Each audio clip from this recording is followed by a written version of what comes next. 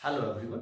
सो बेटा हम लोगों ने पिछले पार्ट पे इलेक्ट्रिक पोटेंशियल के बारे में स्टडी किया था। ठीक है, इलेक्ट्रिक पोटेंशियल निकाला था हमने। सबसे पहले पॉइंट चार्ज के लिए इलेक्ट्रिक पोटेंशियल निकाला था, फिर हमने कंटिन्यूस चार्ज डिस्ट्रीब्यूशन के लिए पोटेंशियल निकाल के देखा था, जैसे स्फीयर के लिए निकाल के देखा था। ओके, अब जो हम नेक्स्ट पार्ट में करने वाले हैं that is capacitance. Okay, capacitors की स्टडी करेंगे हम लोग यहाँ पे बेटा। ओके, कैपेसिटर क्या होते हैं? कैपेसिटर्स इलेक्ट्रिकल एनर्जी को स्टोर करने के लिए यूज होता है। ओके, ये कैसे इलेक्ट्रिकल एनर्जी को स्टोर करता है, कितनी एनर्जी स्टोर कर सकता है, वो सब कुछ यहाँ पे हम लोग पढ़ेंगे। इनको कैसे हम लोग यूज करते हैं, ये डीसी को कैसे रिस्पॉन्स करता है, डायरेक्ट करंट लगाने पे इसके क्रॉस कैसे रिस्पॉन्स करता है, तो ये सारी चीजें हम लोग यहाँ पे करने वाले हैं। ओके, बट कैपेसिटर्स को करने से पहले हमें electrical behaviour of different materials पढ़ना पड़ेगा। डिफरेंट मटेरियल और मीडियम भी बोल सकते हो आप लोग। ठीक है, तो electrical behaviour of different material सबसे पहले जो आज हम लोग करने वाले हैं वो यही है। ठीक है, डिफरेंट मटेरियल्स। तो मटेरियल्स में हम लोग बात करेंगे कंडक्टर्स की, कंडक्टर्स, एंड फिर हम लोग डाइलेक्ट्रिक मीडियम की बात करेंगे। डाइलेक्ट्रिक मीडियम जो होते हैं बेटा, dielectric mediums are non conducting mediums, इनके ऑपोजिट होते हैं, मतलब इंसुलेटर्स जो कह देते हैं नॉर्मली आप लोग। ओके, बट डिटेल में हम लोग अभी करेंगे इन्हें। ओके, तो लेट्स सी, सबसे पहले हम लोग जो करने वाले हैं वो है कंडक्टर्स की बात। ओके, तो सबसे पहले जो हम स्टडी करेंगे यहाँ पे कंडक्टर्स की बात करेंगे। तो इलेक्ट्रोस्टैटिक ऑफ कंडक्टर्स। कंडक्टर्स की इलेक्ट्रिकल प्रॉपर्टी के बारे में पढ़ते हैं, ये क्या होता है। सबसे पहले कंडक्टर्स, तो कंडक्टर्स की आप लोग क्या डेफिनेशन देते हो? नॉर्मली आप लोगों ने इतना पढ़ा होगा, those material which conduct charge, है ना, those material which conduct charge, जो चार्ज को क्या है, कंडक्ट करता है। चार्ज को कंडक्ट करने का मतलब जिसके अक्रॉस चार्ज फ्लो कर सकता है बेटा। ओके, यही होते हैं हमारे कंडक्टर्स। ठीक है, कोई भी कंडक्टर होगा उसके अक्रॉस क्या है बेटा, उसके अलोंग क्या है, आपका चार्ज बहुत इजीली फ्लो कर सकता है। अब क्या रीजन क्या है चार्ज के फ्लो करने का कंडक्टर्स के अंदर बेटा? तो कंडक्टर्स के अंदर होते हैं फ्री इलेक्ट्रॉन्स और आयंस। फ्री इलेक्ट्रॉन्स और आयंस होते हैं। ठीक है, जैसे फ्री इलेक्ट्रॉन्स हम लोग जैसे बोल सकते हैं मेटल्स के अंदर। ठीक है, मेटल्स जो कंडक्टिंग मेटल्स होते हैं, metals are basically conducting in nature, तो उनके अंदर फ्री इलेक्ट्रॉन्स होते हैं। आयंस कहने का मतलब है जैसे इलेक्ट्रोलाइटिक सोल्यूशन हो गया ना,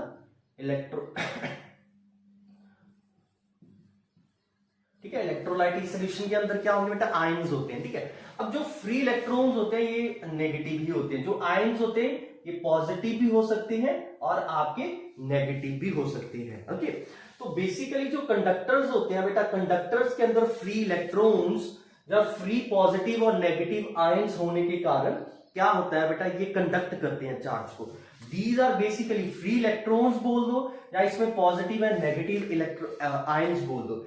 ये क्या होते हैं, ये चार्ज को कैरी करते हैं। ठीक है, आपको पता है इलेक्ट्रॉन के ऊपर भी चार्ज होता है। सिमिलरली जो आपके पॉजिटिव एंड नेगेटिव आयंस बनेंगे इलेक्ट्रोलाइटिक सोल्यूशन में, ओके, ये जैसे सेल्स में आप लोग देखते हो, तो वहां पे क्या होता है वहां पे क्या होता है, ये चार्ज को कैरी करता है क्योंकि इनके ऊपर चार्ज होगा बेटा। तो जब ये एक जगह से दूसरी जगह पे मूव करेंगे, ठीक है, इनसाइड द मेटल और सोल्यूशन, तो हम लोग क्या बोलेंगे, ये क्या कर रहे हैं, चार्ज कैरी कर रहे हैं बेटा। ओके, तो कंडक्टर्स के अंदर फ्री इलेक्ट्रॉन्स की अवेलेबिलिटी होने के कारण, जब फ्री आयंस जो इजीली मूव कर सकते हैं, उनके कारण चार्ज कंडक्ट होता है, क्योंकि ये इनके ऊपर चार्ज होता है और ये फ्रीली मूव कर सकते हैं, तो ये क्या है, चार्ज को कंडक्ट करेंगे बेटा। ओके, इलेक्ट्रॉन्स, जो फ्री इलेक्ट्रॉन्स बोल रहा हूं, ये क्या होते हैं, मेटल्स के अंदर जो वैलेंस इलेक्ट्रॉन्स होते हैं, जो फ्री इलेक्ट्रॉन्स होते हैं, अपने पर्टिकुलर एटम से इजीली लूजली बाउंडेड इलेक्ट्रॉन्स जो होते हैं एटम्स के साथ, उन्हें ही फ्री इलेक्ट्रॉन्स बोल दिया जाता है। बेसिकली जो आउटर शेल्स में इलेक्ट्रॉन होते हैं उनके ऊपर इलेक्ट्रोस्टैटिक फोर्स ऑफ न्यूक्लियस जो होता है, पॉजिटिव चार्ज प्रोटॉन जो होते हैं न्यूक्लियस के अंदर, उनका इफेक्ट उतना ज्यादा नहीं होता, क्योंकि इलेक्ट्रोस्टैटिक फोर्स हम पढ़ चुके हैं, inversely proportional to r square होता है ना। तो डिस्टेंस ज्यादा होगा तो फोर्स भी कम होगी, तो वो लूजली बाउंडेड होते हैं। लूजली बाउंडेड का मतलब है वो एटम से बहुत इजीली बाहर आ सकते हैं। तो एक एटम से दूसरे एटम, दूसरे से तीसरे, इस तरह से वो क्या है with in the structure move कर सकते हैं, मेटल के स्ट्रक्चर के अंदर क्या है वो मूव कर सकते हैं एक एटम से दूसरे एटम में। तो इनकी मूवमेंट कैसे होती है वो बेटा अलग अलग फैक्टर्स होते हैं, जैसे फ्री इलेक्ट्रॉन्स, जब हम मेटल्स के क्रॉस इलेक्ट्रिक फील्ड क्रिएट कर देंगे तो ये फ्री इलेक्ट्रॉन्स एक पर्टिकुलर डायरेक्शन में ड्रिफ्ट कर जाएंगे। ऐसे ही इनमें जो पॉजिटिव या नेगेटिव आयंस होते हैं इनको भी आप इलेक्ट्रिक फील्ड से भी मूव करवा सकते हो, प्लस जैसे सेल्स के अंदर होता है आपके, है ना, इलेक्ट्रोलाइटिक सेल्स जो होते हैं वहां पे केमिकल प्रॉपर्टीज, केमिकल इक्वेशंस होती हैं, उन रिएक्शन की वजह से कोई फोर्स क्रिएट होती है जिस वजह से आयंस आपके मूव करना स्टार्ट कर देते हैं, उसको इतना डिटेल में नहीं पढ़े। तो जस्ट ये फ्लो, जब इन्हें पर्टिकुलर डायरेक्शन में फ्लो करवाना है तो हमें यहाँ पे इलेक्ट्रिक फील्ड अप्लाई करवानी पड़ेगी। यहाँ पे आप लोग इलेक्ट्रिक फील्ड, जहां जो यहाँ पे केमिकल रिएक्शन की वजह से फोर्सेस क्रिएट होंगी, एनर्जी क्रिएट होगी, उस वजह से मूवमेंट होने लग जाएगी हमारी। ओके, तो conductors are basically which materials, conductors are those material और medium in which charge conducts, है ना, जिनमें चार्ज कंडक्ट होता है। और वो चार्ज कंडक्ट होने का कारण क्या है? प्रेजेंस ऑफ फ्री इलेक्ट्रॉन्स और वैलेंस इलेक्ट्रॉन्स और लूजली बाउंडेड इलेक्ट्रॉन्स। ओके, और फ्री आयंस पॉजिटिव और नेगेटिव भी हो सकते हैं। तो मेटल्स के अंदर सिर्फ फ्री इलेक्ट्रॉन्स ही रिस्पॉन्सिबल होते हैं चार्ज कंडक्ट करने के लिए, ध्यान रखनी है चीज। इसमें कभी भी कोई पॉजिटिव आयन ऐसा नहीं है। आप बोलोगे सर जो इलेक्ट्रॉन जिस एटम ने लूज किया तो वो एटम पॉजिटिव चार्ज हो गया तो वो भी मूव करेगा, नहीं। ओके, वो एटम का ज्यादा मास ज्यादा होने के कारण वो नहीं हिलता बेटा, आपके इलेक्ट्रॉन्स मूव करते रहते हैं। क्लियर है? ये रैंडमली एक एटम से दूसरे एटम में इवन विदाउट इलेक्ट्रिक फील्ड भी मूव करते रहते हैं, but they are moving in different directions, है ना। वो ड्यू टू एक दूसरे के एटम्स की अट्रैक्शन की वजह से भी, इलेक्ट्रॉन कोलिजन की वजह से भी मूव कर सकते हैं विद इन द स्ट्रक्चर। तो नॉर्मली एट रूम टेम्परेचर ये electrons with in the structure random direction में मूव करते रहते हैं, but by applying electric field they will start drifting toward particular direction। हम लोग ये सब कुछ डिटेल में पढ़ेंगे आगे करंट इलेक्ट्रिसिटी में, ठीक है। आयंस के केस में मैं आपको ऑलरेडी बता चुका, इनमें भी सेम रहता है। आयंस जब केमिकल रिएक्शन होगी वहां पे एनर्जी क्रिएट होगी, उस एनर्जी की वजह से ये आयंस मूव करने स्टार्ट कर देते हैं और आप इलेक्ट्रिक फील्ड भी क्रिएट कर सकते हो वहां पे। तो जैसे इलेक्ट्रोलाइसिस में भी होता है ना, तो आप लोगों को पता होगा केमिस्ट्री में इस चीज को आप डिटेल में पढ़ते हो केमिस्ट्री में, ठीक है, इनके बारे में आपको नॉलेज होगी। तो ये मैंने आपको बता दिया है, ठीक है।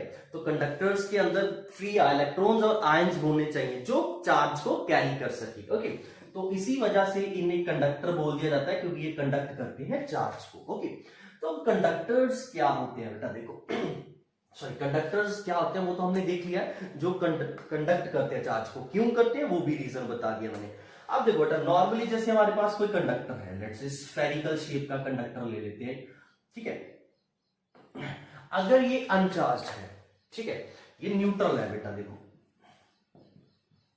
तो न्यूट्रल का मतलब क्या है बेटा, इसके पास जितना पॉजिटिव चार्ज होगा उतना ही क्या होगा, इसके पास नेगेटिव चार्ज होगा कि नहीं होगा, तभी ये न्यूट्रल है। मैंने आपको पहले भी बोल रखा है कि ऐसा नहीं है कि कोई बॉडी न्यूट्रल है इसका मतलब है उसके ऊपर कोई चार्ज ही नहीं है। न्यूट्रल का मतलब है उसके ऊपर उतना ही पॉजिटिव चार्ज है उतना ही नेगेटिव चार्ज है। ओके, अब न्यूट्रल है तो हम यहाँ पे ये नहीं बोलेंगे कि सारा चार्ज इसके आउटर सरफेस पे लाई करेगा, क्योंकि ऐसा यहाँ पे कोई सीन नहीं होने वाला है।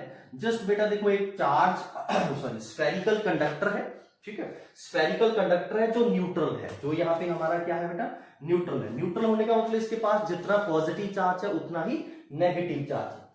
अब अगर इस कंडक्टर को हम इलेक्ट्रिक फील्ड में रख दे तो क्या होगा बेटा, ठीक है। मैंने यहां पे क्या किया है, इस कंडक्टर के अक्रॉस, ये जो न्यूट्रल कंडक्टर था हमारा, इसके क्रॉस इलेक्ट्रिक फील्ड सेटअप कर दी। तो जैसे ही मैंने यहाँ पे इलेक्ट्रिक फील्ड सेटअप की कुछ इस तरह से, स्टार्टिंग में इलेक्ट्रिक फील्ड लेट से ई क्रिएट कर दी मैंने, तो क्या होगा, इस इलेक्ट्रिक फील्ड की वजह से देखो बेटा, मैंने क्या बोला, इसके अंदर पॉजिटिव नेगेटिव चार्ज पड़ा हुआ है, बट वो न्यूट्रल है क्योंकि एक दूसरे के साथ कंबाइंड है ना।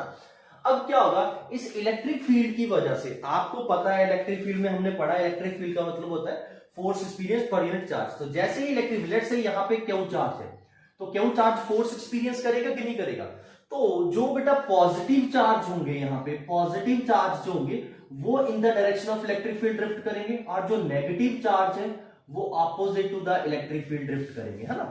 तो यहां पे क्या होगा, इसके ऊपर अब चार्ज डिस्ट्रीब्यूशन होनी स्टार्ट हो जाएगी, ठीक है। तो इस इलेक्ट्रिक फील्ड की वजह से क्या होगा, कुछ इस तरह से बन जाएगा।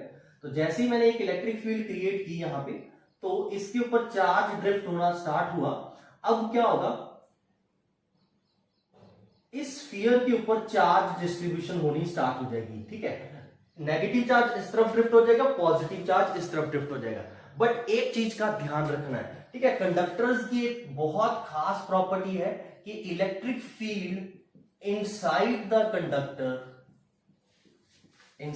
कंडक्टर इज ऑलवेज जीरो, ठीक है। यहां पे तो देखो बेटा कोई चार्ज ही नहीं है, यहां पे तो कोई इलेक्ट्रिक फील्ड इनसाइड आउटसाइड कुछ नहीं है, क्लियर है ना। ये खुद इलेक्ट्रिक फील्ड क्रिएट कर रहा है, ना ही कोई एक्सटर्नल इलेक्ट्रिक फील्ड है। यहां पे no external electric field,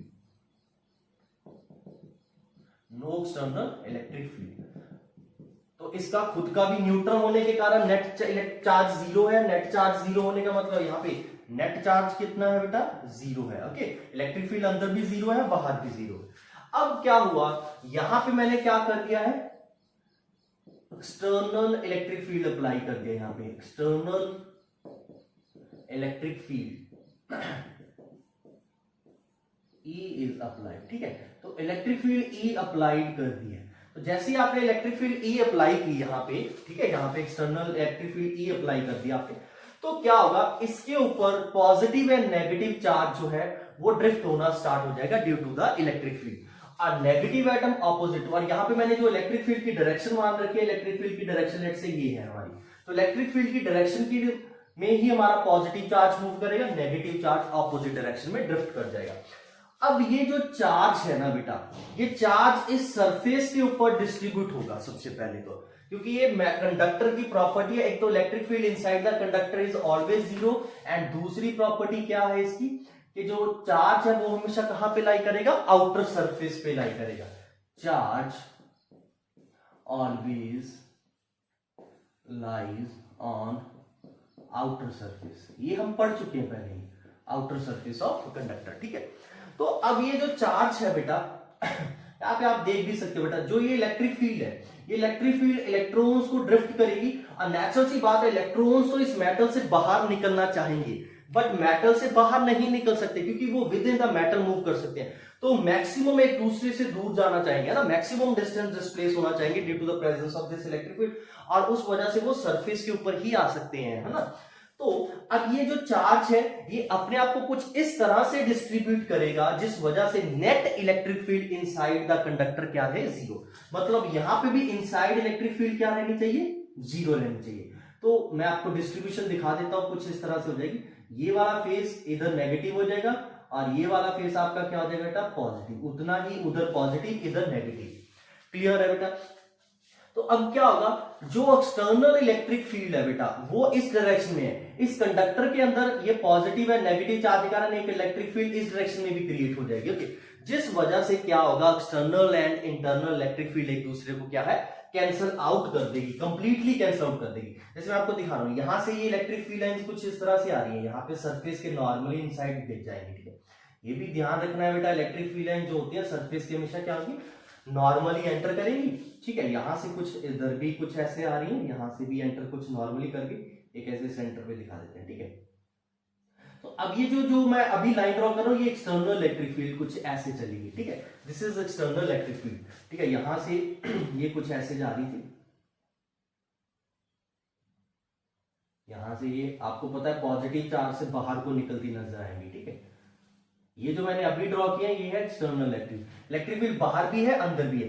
but अब क्या हुआ है बेटा, जैसे ये negative and positive charge distribute हो गया सरफेस के ऊपर, तो ये पॉजिटिव चार्ज से एक इलेक्ट्रिक फील्ड लाइन से इस नेगेटिव चार्ज की तरफ, ठीक है, पहले इस डायरेक्शन में थी, अब एक इलेक्ट्रिक फील्ड इस डायरेक्शन में भी क्रिएट हो जाएगी। तो ये जो इलेक्ट्रिक फील्ड है एक दूसरे को कैंसिल आउट कर देगी, जिस वजह से net electric field inside the conductor क्या हो जाएगा, जीरो। सिमिलरली आप देख सकते हो जो एक्सटर्नल इलेक्ट्रिक फील्ड है वो है लेफ्ट टू राइट, और ये पॉजिटिव से नेगेटिव इनसाइड इस तरफ क्रिएट हो जाएगी, जिस वजह से नेट इलेक्ट्रिक फील्ड इनसाइड क्या हो जाएगी बेटा, जीरो हो जाएगी।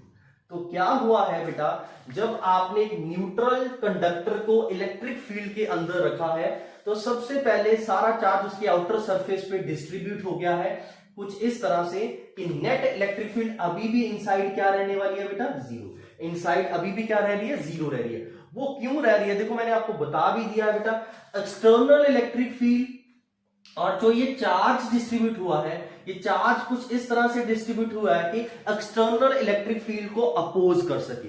तो अंदर कंडक्टर के इनसाइड चार्ज डिस्ट्रीब्यूशन की वजह से electric field plus external electric field, net उनका क्या हो जाएगा, वेक्टर सम जीरो हो जाएगा। ठीक है, ये चार्ज ने अपने आप को डिस्ट्रीब्यूट इस तरह से किया है कि नेट इलेक्ट्रिक फील्ड इनसाइड जो है आउटसाइड के ऑपोजिट सेटअप कर सके, ताकि नेट इफेक्ट क्या बन जाए, जीरो बन जाए। ठीक है, सारा चार्ज आउटर सरफेस पे रहेगा, नेट इलेक्ट्रिक फील्ड हमारी क्या हो गई, जीरो होगी। तो हमारे पास अगर न्यूट्रल कंडक्टर भी है, तो न्यूट्रल कंडक्टर खुद तो इलेक्ट्रिक फील्ड कोई क्रिएट नहीं कर रहा था बेटा, ओके, बट जब इसको नेट एक्सटर्नल इलेक्ट्रिक फील्ड में रखा तो क्या हुआ, इसके ऊपर चार्ज डिस्ट्रीब्यूट हो चुका है, जिस वजह से आप बोल सकते हो कि चार्ज डिस्ट्रीब्यूशन की वजह से नो डाउट अब ये अपनी इलेक्ट्रिक फील्ड सेटअप करेगा, बट एक्सटर्नल प्लस अपनी इलेक्ट्रिक फील्ड जो होगी उसके कारण नेट इलेक्ट्रिक फील्ड इनसाइड क्या होने वाली है, जीरो होने वाली है बेटा। ओके, इनसाइड अभी भी क्या रहने वाली है, जीरो रहने वाली है। आउटसाइड तो इलेक्ट्रिक फील्ड होगी ही होगी अब, बट इनसाइड अभी क्या हो जाएगी, जीरो हो जाएगी। क्यों हो जाएगी जीरो, वो मैंने आपको क्लियरली दिखा दिया है बेटा। ओके, जो एक्सटर्नल इलेक्ट्रिक फील्ड थी प्लस जो इस चार्ज डिस्ट्रीब्यूशन की वजह से इनसाइड इलेक्ट्रिक फील्ड क्रिएट हुई, उनका वेक्टर सम क्या हो जाएगा, जीरो, क्योंकि वो इक्वल एंड ऑपोजिट डायरेक्शन में। मैंने आपको दिखाया गया एक्सटर्नल इलेक्ट्रिक फील्ड कुछ ऐसे है और जो चार्ज के कारण हुई वो कुछ ऑपोजिट डायरेक्शन में होगी, तो ये दोनों एक दूसरे को क्या होगी, कैंसिल आउट करके नेट इलेक्ट्रिक फील्ड इनसाइड क्या हो जाएगी, जीरो हो जाएगी। तो whenever a conductor is placed inside a electric field, तो इनसाइड इलेक्ट्रिक फील्ड हमेशा क्या रहेगी, जीरो रहेगी। तो आपको एक क्वेश्चन आ सकता है, जैसे बोले एक न्यूट्रल चार्ज कंडक्टर है, इसको मैंने इलेक्ट्रिक फील्ड में रखा, इलेक्ट्रिक फील्ड लाइन शो करो। तो ये जो मैंने फील्ड लाइन शो किया है, ये देखो बेटा, तो ये फील्ड लाइंस ध्यान रखना है, यहां से आप ये पैरेलली बना सकते हो, बट यहां पे सरफेस के पास आते आते ये फील्ड लाइंस क्या है, एक दूसरे के क्या है, क्लोज आ जाएंगे बेटा। अब ऐसा होने का भी रीजन भी है, देखो हमारे पास, देखो बेटा क्या हुआ है, पहले नॉर्मल सर्कमस्टांसेस में लेट से हमारी इलेक्ट्रिक फील्ड लाइंस पैरेलल थी, ऐसे थी, है ना, बट ये कंडक्टर के ऊपर जो चार्ज डिस्ट्रीब्यूशन है, ये चार्ज डिस्ट्रीब्यूशन के कारण क्या होगा बेटा, इलेक्ट्रिक फील्ड, ये अपनी इलेक्ट्रिक फील्ड इधर भी तो क्रिएट करेगा कि नहीं करेगा, तो यहाँ पे इलेक्ट्रिक फील्ड बढ़ गई है, इलेक्ट्रिक फील्ड बढ़ गई है, तो इसका मतलब है इलेक्ट्रिक फील्ड लाइंस एक दूसरे के क्या है, क्लोज आ जाएंगे। आपको पता है इलेक्ट्रिक फील्ड लाइंस जितनी ज्यादा होगी गिवन एरिया में, उतनी इलेक्ट्रिक फील्ड इंटेंसिटी क्या होगी, वहां पे ज्यादा होगी। तो नेचुरल सी बात है, यहाँ पे क्या है, नॉर्मली दूसरी सिंपल सी प्रॉपर्टी वो भी यूज कर सकते हो कि electric field lines are always perpendicular to the surface, है ना, सरफेस के हमेशा इलेक्ट्रिक फील्ड लाइंस क्या है, परपेंडिकुलर होती है। तो यहाँ पे ध्यान रखना, यहां से आप पैरेलल लेके आ सकते हो दूसरी, लेकिन जैसे जैसे पास आएंगे इलेक्ट्रिक फील्ड लाइंस को आपने कुछ इस तरह से कर्व कर देना है कि वो सरफेस के क्या है बेटा, नॉर्मली एंटर करे। तो आपको ये क्वेश्चन भी आ सकता है, draw electric field lines due to conductor placed in electric field. ठीक है, तो इलेक्ट्रिक फील्ड लाइंस भले पहले उन्होंने नॉर्मल पैरेलल दिखाई हो, सॉरी पहले इलेक्ट्रिक फील्ड लाइंस पैरेलल दिखाई हो, जैसे ही कंडक्टर प्लेस करेंगे तो इस कंडक्टर के ऊपर चार्ज डिस्ट्रीब्यूशन होगी सबसे पहले। वो क्यों हुई है, क्योंकि इस इलेक्ट्रिक फील्ड की वजह से चार्जेस ड्रिफ्ट हुए हैं। फिर क्या होगा बेटा, अब ये चार्ज अपनी इलेक्ट्रिक फील्ड भी क्रिएट कर लेगा, उस वजह से ये इलेक्ट्रिक फील्ड लाइंस कुछ ऐसे हो जाएगी और इनसाइड इलेक्ट्रिक फील्ड क्या हो जाएगी, जीरो हो जाएगी, है ना। पहले स्टार्टिंग में जब चार्ज डिस्ट्रीब्यूशन नहीं हुई थी तब तो ये एक्सटर्नल इलेक्ट्रिक फील्ड मैंने पहले लाइन सीधी ड्रॉ की थी कि नहीं की थी बेटा, बट जैसे जैसे चार्ज डिस्ट्रीब्यूशन होती गई वो इलेक्ट्रिक फील्ड लाइंस चेंज होती गई, और एक बार चार्ज डिस्ट्रीब्यूशन ऐसे हो गई तो क्या हुआ, net electric field inside zero होगी। आउटसाइड इलेक्ट्रिक फील्ड लाइंस देखो बेटा नॉर्मली एंटर करेंगी, और यहां से भी नॉर्मली ही क्या है बेटा, हमारी इलेक्ट्रिक फील्ड लाइंस लीव करने वाली है। ध्यान रखना, ये चीज ऐसे ही दिखानी है बेटा ड्रॉ करके, ओके। और यहाँ पे तो चलो ये सेंटर पे सीधी दिखा सकते, क्लियर है बेटा। तो ये था हमारे पास न्यूट्रल कंडक्टर, ठीक है, न्यूट्रल कंडक्टर था हमारे पास। न्यूट्रल कंडक्टर को मैंने नॉर्मली इलेक्ट्रिक फील्ड में रख के देखा, तो मैंने देखा है कि क्या हुआ है, उसके अंदर इलेक्ट्रिक फील्ड क्या रह जाएगी, जीरो रह जाएगी। इसका मतलब क्या है, इस न्यूट्रल कंडक्टर को अगर मैं हॉलो कंडक्टर है मेरे पास, लेट्स से हॉलो स्फीयर है, ठीक है, हॉलो स्फीयर के अंदर मैं किसी भी चीज को रख दूंगा, उस किसी भी चीज के ऊपर क्या है, इन एक्सटर्नल इलेक्ट्रिक फील्ड का कोई इफेक्ट होगा, बिल्कुल नहीं होगा। क्यों, क्योंकि इनसाइड इलेक्ट्रिक फील्ड क्या है, जीरो है। तो इसे बोलते हैं इलेक्ट्रोस्टैटिक शील्डिंग।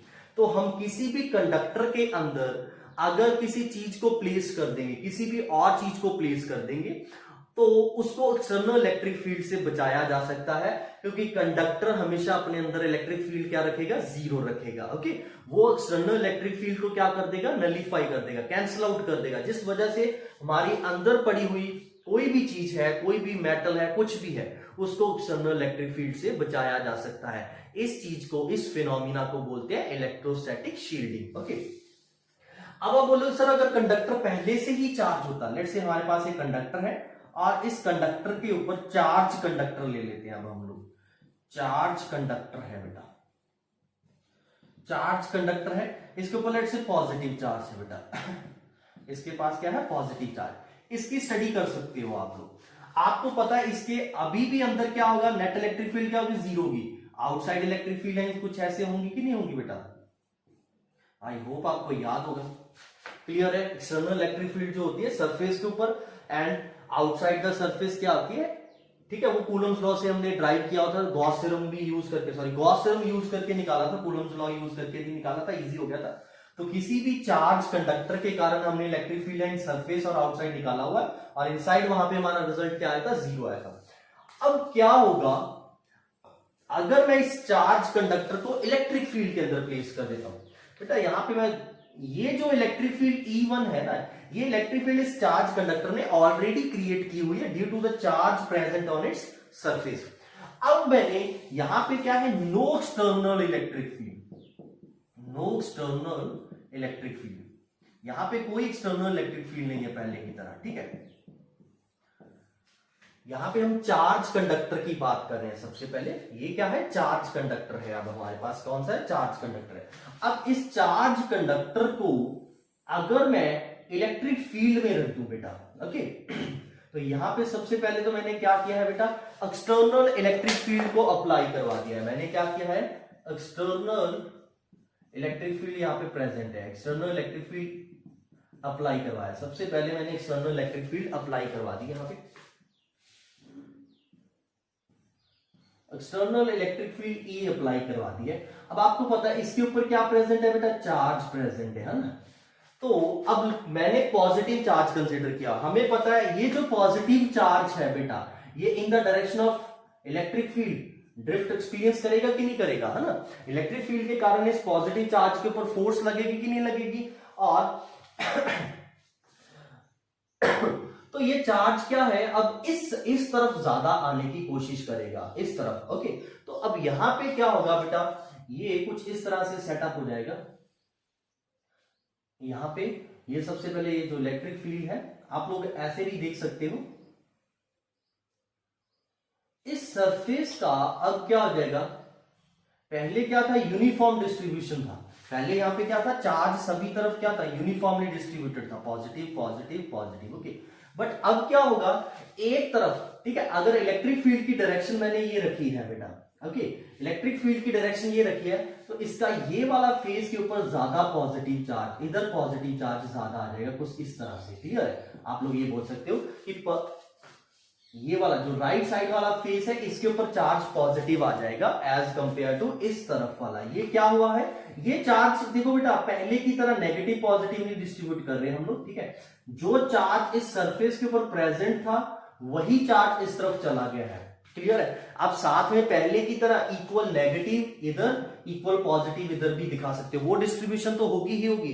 बट ये वाला कौन सा चार्ज है, जो एक्स्ट्रा चार्ज ऑलरेडी प्रेजेंट था इसके ऊपर, तो ये वाला फेस कंपैरेटिवली क्या है, ज्यादा क्या होगा बेटा, पॉजिटिव होगा एज कंपेयर टू ये वाला चार्ज। तो अब यहां पे फिर से बेटा क्या होगा, ये चार्ज ने अपने आप को कुछ इस तरह से डिस्ट्रीब्यूट करना है, ताकि ये इस एक्सटर्नल इलेक्ट्रिक फील्ड के इफेक्ट को क्या कर सके, इनसाइड नलीफाई कर सके, कैंसिल आउट कर सके। अभी भी क्या होगा बेटा, जो ये एक्सटर्नल इलेक्ट्रिक फील्ड होगी, उसको ये वाला जो चार्ज है ये क्या कर देगा, कैंसिल आउट कर देगा। इनसाइड अभी भी क्या होने वाली है, electric field lines cancel out होने वाली है। ये चार्ज डिस्ट्रीब्यूशन की कुछ इस तरह से होगी, ये पॉजिटिव चार्ज इस सरफेस के ऊपर कुछ इस तरह से डिस्ट्रीब्यूट होगा। ये जो एक्सटर्नल इलेक्ट्रिक फील्ड कुछ इस तरह से आ रही है, लेट्स से हमारे पास, ठीक है, यहां से कुछ ऐसे जा रही है इलेक्ट्रिक फील्ड लाइंस, ठीक है।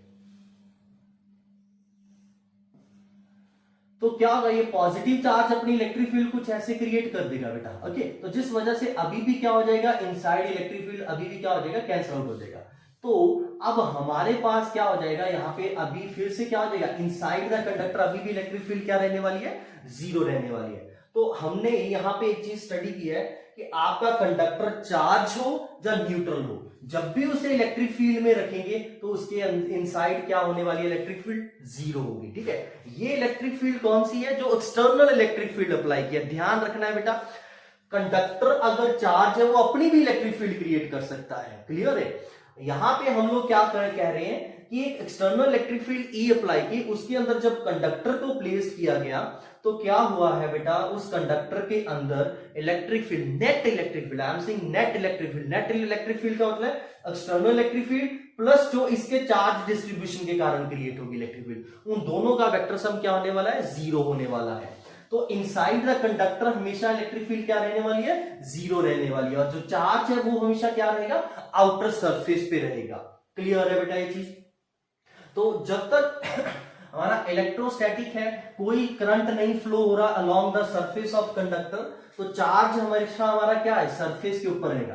कंडक्टर न्यूट्रल हो या फिर चार्ज हो, जैसे उसे इलेक्ट्रिक फील्ड में रखते हैं तो उसके इनसाइड क्या है बेटा, नेट इलेक्ट्रिक फील्ड जीरो हो जाएगी। वो जीरो क्यों बन जाती है, एक्सटर्नल इलेक्ट्रिक फील्ड कहां चली जाती है, तो वहां पे एक्सटर्नल इलेक्ट्रिक फील्ड की वजह से आपका चार्ज जो है कंडक्टर के ऊपर या कंडक्टर के अंदर, वो कुछ इस तरह से अपने आप को डिस्ट्रीब्यूट करता है ताकि नेट इलेक्ट्रिक फील्ड अंदर जो है एक्सटर्नल इलेक्ट्रिक फील्ड को अपोज कर सके, कैंसिल आउट कर सके, और इस वजह से नेट इलेक्ट्रिक फील्ड इनसाइड हमेशा क्या रहेगी, जीरो रहने वाली है बेटा। ओके, तो अगर हमारे पास ये तो चलो मैं स्फेरिकल शेप बना रहा था, जरूरी नहीं स्फेरिकल शेप हो, कंडक्टर किसी भी शेप का हो बेटा। जैसे आपने ये मैंने थिक शीट वाली अगर एग्जांपल लेनी, ठीक है, हमारे पास एक थिक शीट है, थिक शीट है, इसके ऊपर पॉजिटिव चार्ज डिस्ट्रीब्यूट है, तो पॉजिटिव चार्ज इसके इस सरफेस एंड पीछे वाले इस सरफेस एंड इस सरफेस के ऊपर रहेगा, और इनसाइड इलेक्ट्रिक फील्ड हमेशा क्या रहने वाली है, जीरो रहने वाली है। ओके, अगर चार्ज नहीं है फिर तो इलेक्ट्रिक फील्ड जीरो ही रहेगी, और अगर मैं इसको इलेक्ट्रिक फील्ड के अंदर रख दूं, this is external electric field ई, तब भी इनसाइड इलेक्ट्रिक फील्ड क्या रहने वाली है, जीरो रहने वाली है, किसी भी इरेगुलर शेप का कुछ ऐसे।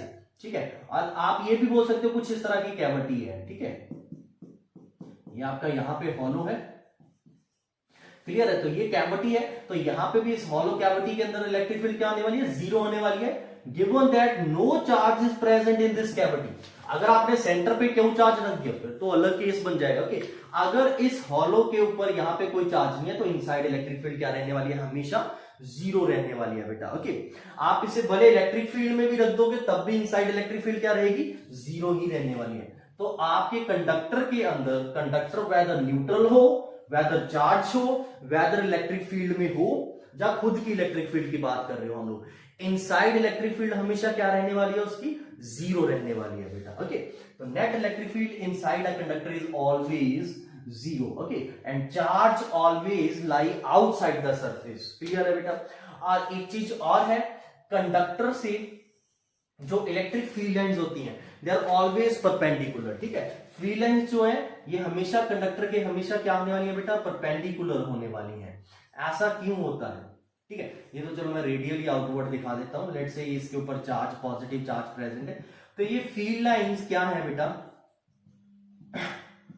हमेशा क्या रहने वाली है, इसके सरफेस के परपेंडिकुलर रहने वाली। क्यों परपेंडिकुलर रहने वाली, वैसे तो आप बोलोगे सर ये इलेक्ट्रिक फील्ड लाइंस की सीधी प्रॉपर्टी भी है, बट देखो आपसे क्वेश्चन पूछा जा सकता है। यहां पे देखो बेटा, अगर मैं नॉर्मली ना कंसीडर करके, लेट्स से ये स्मॉल डीएस सरफेस कंसीडर कर लेते हैं, स्मॉल डीएस सरफेस के साथ इलेक्ट्रिक फील्ड लाइन, ये सरफेस का नॉर्मल है, इसके साथ थीटा एंगल बना रहा है। ठीक है, तो नॉर्मल कंपोनेंट क्या आ जाएगा बेटा, ई कॉस थीटा, और इधर आ जाएगा ई साइन थीटा। क्लियर है बेटा।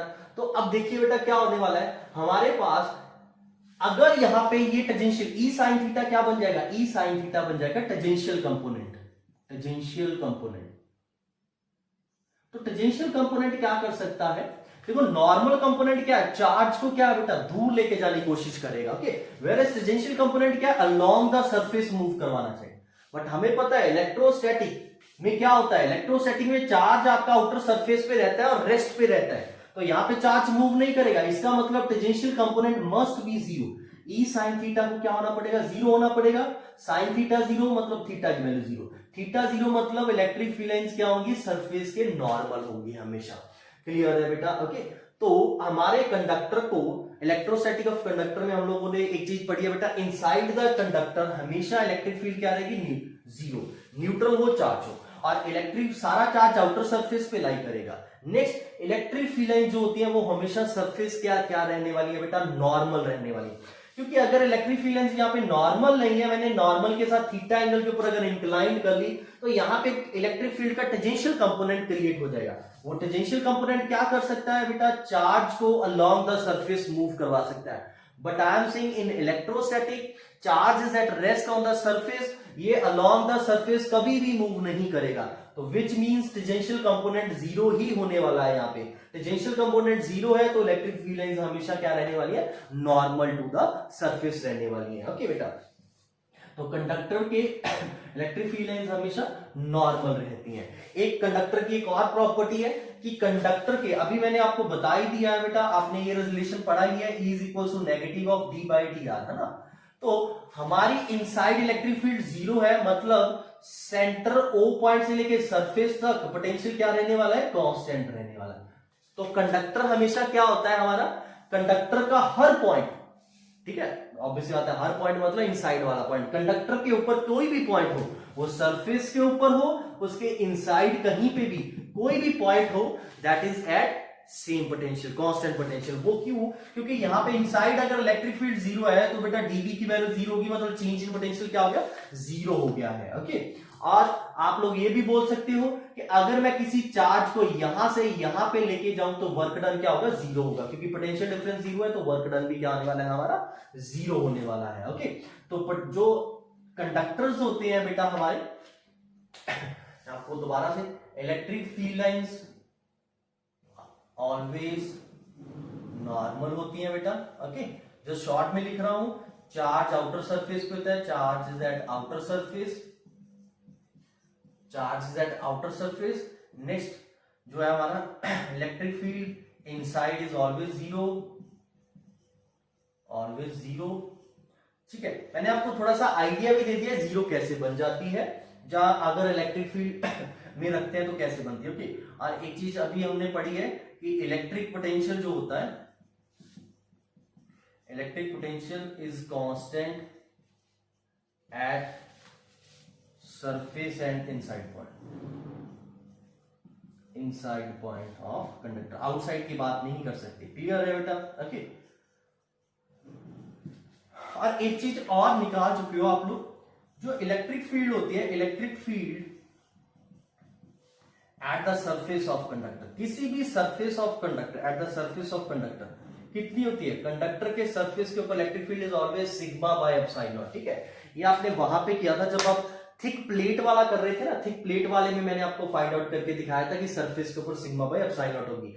आप लोग डेरिवेशन स्फेरिकल वाली भी देख सकते हो, स्फेरिकल वाली डेरिवेशन में भी सरफेस के ऊपर इलेक्ट्रिक फील्ड हमारा रिजल्ट जो आया था वो सिग्मा बाय एप्सिलॉन नॉट आया था। सिग्मा यहाँ पे क्या है, सरफेस चार्ज डेंसिटी। ठीक है, ऐसे मैंने थिक कंडक्टिंग प्लेट के लिए भी आपको करके दिखाया था, थिक कंडक्टिंग प्लेट के सरफेस के ऊपर भी हमारा जो रिजल्ट आया था वो बेटा यहाँ पे क्या आया था, सिग्मा बाय एप्सिलॉन नॉट, इधर भी और इधर भी। सरफेस की ऊपर नॉर्मल होती है फील्ड लाइंस, और इलेक्ट्रिक फील्ड का मैग्नीट्यूड कितना रहने वाला है, सिग्मा बाय एप्सिलॉन नॉट। ठीक है, तो आपने ये पॉइंट्स याद रखने हैं कंडक्टर्स के बेटा, हमारे यूज होने वाले हैं आगे आने वाले पॉइंट में। तो वीडियो पॉज करके इन पॉइंट्स को नोट डाउन कर लो अपने नोट्स में।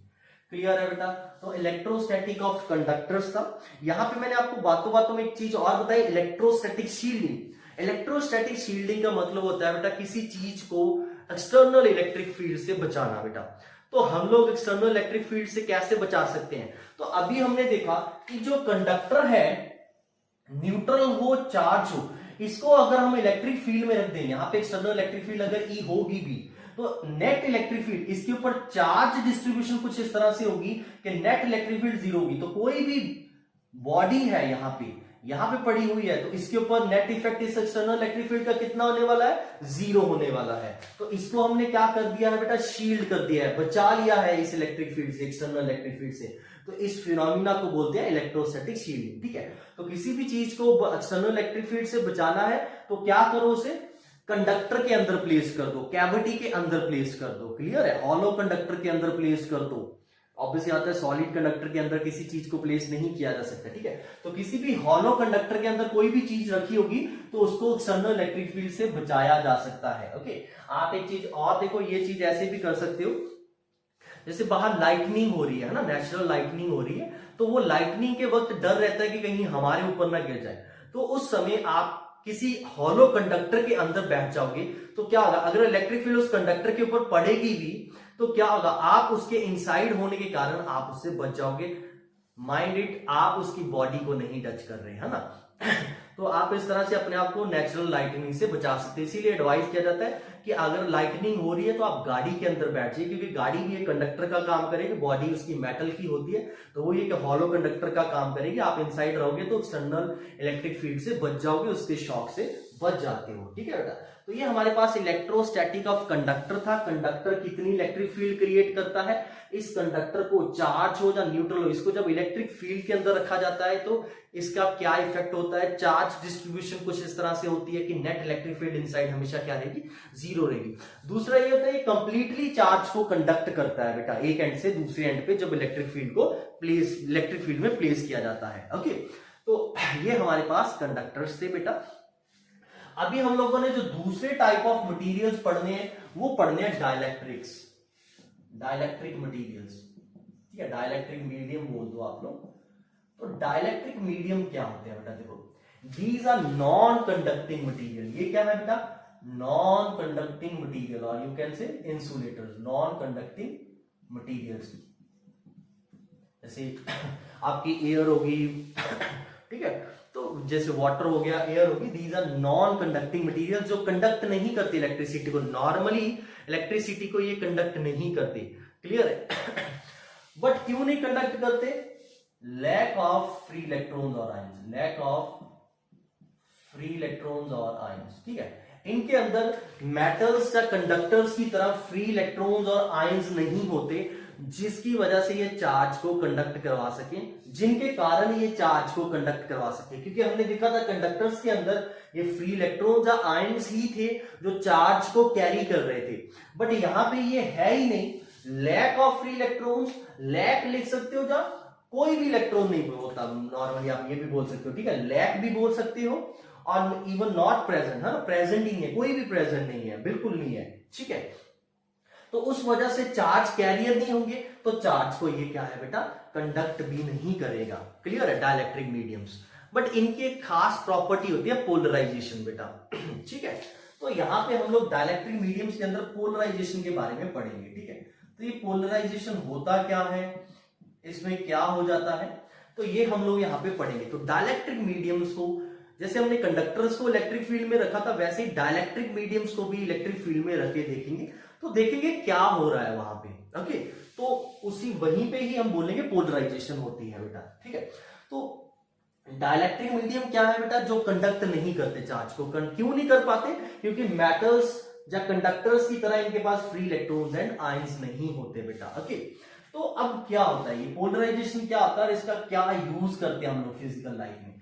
तो सबसे पहले, ठीक है बेटा, यहां पे हमें एक चीज पढ़नी पड़ेगी। आप सबने केमिस्ट्री में भी इसका आइडिया लिया होगा, एक होते हैं polar and non polar atoms. Atoms भी हो सकते हैं, मॉलिक्यूल्स भी हो सकते हैं, चलो मैं ज्यादा डिटेल में नहीं जा रहा बेटा। देखो हमारे नॉन पोलर एटम्स क्या होते हैं, मैं नॉर्मली सिंपल सी डेफिनेशन बता रहा हूं बेटा। नॉन पोलर एटम्स क्या होते हैं, जैसे हमारे पास कोई बेटा ऐसी चीज है जिसका net positive and net negative जो है एक ही जगह पे लाई कर रहा है, जिसका नेट पॉजिटिव चार्ज का centre and net negative charge का सेंटर एक ही जगह पे कोइंसाइड कर रहा है, तो ऐसे एटम्स को क्या बोलेंगे, ऐसे मॉलिक्यूल्स को क्या बोलेंगे, नॉन पोलर, ठीक है बेटा। नॉन पोलर्स क्या होते हैं, जिनका पॉजिटिव एंड नेगेटिव चार्ज का सेंटर क्या करे, कोइंसाइड करे, क्लियर है। मतलब इनकी नेट डाइपोल मूवमेंट क्या होने वाली है बेटा, डाइपोल मूवमेंट, इनकी नेट डाइपोल मूवमेंट क्या होने वाली है, जीरो होने वाली है बेटा। ओके, अब नेक्स्ट पोलर एटम्स और मॉलिक्यूल्स क्या होते हैं बेटा। पोलर एटम्स और मॉलिक्यूल्स वो एटम्स और मॉलिक्यूल्स होते हैं जिनका नेट पॉजिटिव एंड नेगेटिव क्या होगा बेटा, एक दूसरे से कुछ डिस्टेंस पे होगा, मतलब सेंटर उनका कोइंसाइड नहीं करेगा। तो ऑब्वियस सी बात है सेंटर के बीच में कुछ डिस्टेंस है, तो आपको पता है यहाँ पे कुछ नेट डायपोल मूवमेंट सेटअप हो जाएगी, मतलब यहाँ पे नेट डायपोल मूवमेंट जो है वो जीरो नहीं है। Net dipole movement is not equals to zero. Okay, तो हमारे पास क्या है बेटा, नॉन पोलर एटम्स होते हैं और पोलर एटम्स होते हैं। पोलर एटम्स की नेट डायपोल मूवमेंट जीरो होती है और नॉन पोलर एटम्स की डायपोल मूवमेंट क्या होती है, जीरो होती है। क्यों हो जाती है, क्योंकि यहाँ पे सेंटर ऑफ पॉजिटिव है, नेगेटिव चार्ज जीरो है, एक तरह से डायपोल लेंथ जीरो हो जाती है। और तो चार्ज जरूर है, ठीक है, बट इसकी डायपोल लेंथ जीरो होने के कारण डायपोल मूवमेंट आप जीरो बोलोगे। यहां पे क्या है, net positive and negative charge का जो सेंटर है वो कुछ सर्टेन डिस्टेंस पे लाई करता है, जिस वजह से यहाँ पे डायपोल लेंथ भी है, चार्ज भी है, तो डायपोल मूवमेंट यहाँ पे जीरो नहीं होगी बेटा। ओके, तो अब अगर ऐसे एटम्स को हम इलेक्ट्रिक फील्ड में रखते हैं तो क्या होगा बेटा, देखो अगर इसको इलेक्ट्रिक फील्ड में रखेंगे क्या होगा तो अगर आप इसे इलेक्ट्रिक फील्ड में रखोगे तो क्या होगा बेटा, देखो मैंने आपको बताया अगर मैं यहाँ पे इलेक्ट्रिक फील्ड ई सेटअप कर देता हूं तो क्या होगा, इसका पॉजिटिव चार्ज जो है in the direction of electric field drift करेगा और negative charge opposite to electric field drift करेगा। तो ये जो एटम है या मॉलिक्यूल है ये कुछ इस तरह से क्या है, कुछ स्ट्रेच होने लग जाएगा, ठीक है, ये क्या है, कुछ स्ट्रेच होने लग जाएगा कुछ इस तरह से। क्लियर है, इसका नेगेटिव इधर आ जाएगा, पॉजिटिव इधर आ जाएगा। तो नॉर्मली जो नॉन पोलर एटम्स होते हैं बेटा उनका पॉजिटिव एंड नेगेटिव चार्ज एक जगह पे लाई करता है, सेंटर कोइंसाइड करते हैं, डायपोल मूवमेंट उनकी क्या होती है, जीरो होती है। बट जैसे ही उन्हें हमने इलेक्ट्रिक फील्ड में प्लेस किया बेटा तो क्या हो जाएगा, उनका negative and positive charge displace हो जाता है due to the force experience by positive and negative charge, ठीक है। तो उस वजह से यहां पे डायपोल मूवमेंट सेटअप हो जाती है।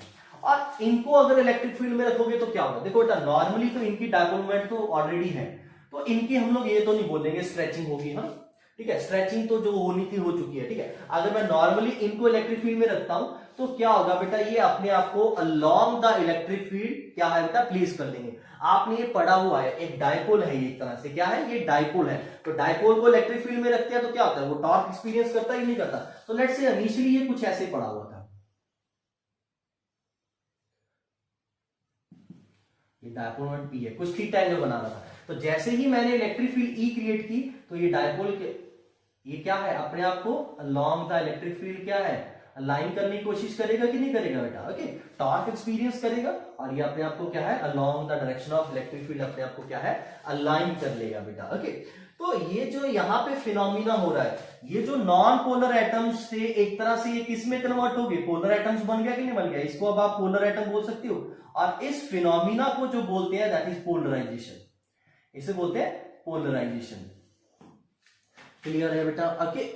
तो यहां पे क्या हुआ है, जब आप नॉन पोलर एटम्स को इलेक्ट्रिक फील्ड में रखते हैं तो वो एटम स्ट्रेच हो जाता है, एटम मॉलिक्यूल स्ट्रेच हो जाता है, जिस वजह से उसकी डायपोल मूवमेंट सेटअप हो जाती है और इस फिनोमिना को बोलते हैं पोलराइजेशन। क्लियर है बेटा, पोलर एटम्स में ऑलरेडी डायपोल मूवमेंट होती है, तो जब इन्हें इलेक्ट्रिक फील्ड में रखा जाता है ये along the direction of electric field अपने आप को क्या है बेटा, अलाइन कर लेते हैं। अब हमने ये क्यों डिस्कस किए पोलर एटम्स और मॉलिक्यूल्स, तो बेटा हमारे जो डाइलेक्ट्रिक मीडियम्स होते हैं, ठीक है, डाइलेक्ट्रिक मीडियम्स के अंदर होते हैं पोलर एटम्स या नॉन पोलर एटम्स, ठीक है, या मॉलिक्यूल्स भी बोल सकते हो आप लोग।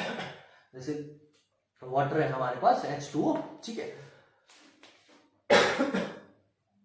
तो अब क्या होता है बेटा, डाइलेक्ट्रिक्स मीडियम के ऊपर वापस आ जाते हैं। ये जस्ट बेटा आपके नॉलेज के लिए, बहुत कम चांस है कि यहां से आपको क्वेश्चन पूछने, ठीक है। तो डाइलेक्ट्रिक मीडियम्स में क्या होगा, कुछ इस तरह से डाइलेक्ट्रिक मीडियम है।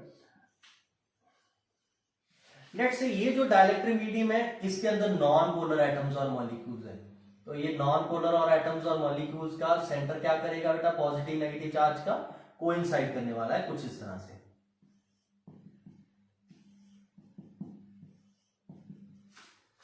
और इधर, ठीक है, ये डाइलेक्ट्रिक मीडियम है, फर्स्ट केस है, इसमें क्या है बेटा, नॉन पोलर एटम्स है हमारे पास।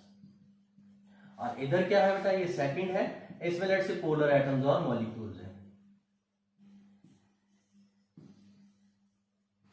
तो अब आपको पता है पोलर एटम्स और मॉलिक्यूल्स क्या होंगे,